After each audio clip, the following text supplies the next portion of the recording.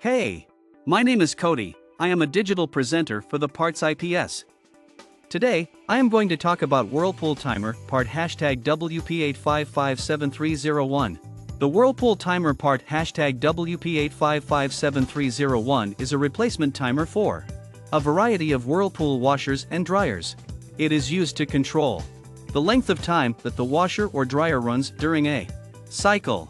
The timer can be adjusted to run for different lengths of time, depending on the type of cycle being used.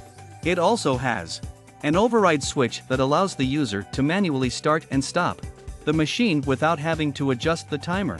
The timer is designed to be easy to install and use, and it comes with detailed instructions for installation and operation.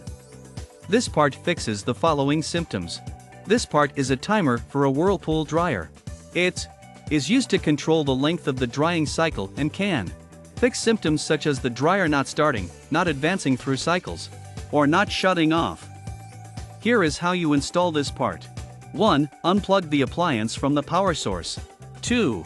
Remove the screws that hold the control panel in place and carefully remove it from the appliance.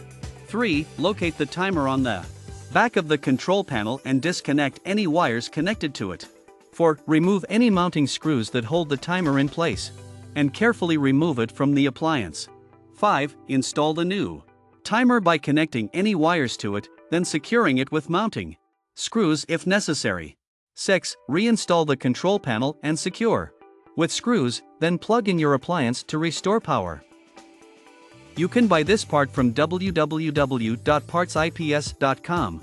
Click on product link in video description or search with part number on www.PartsIPS.com. Visit www.PartsIPS.com to order residential appliance parts.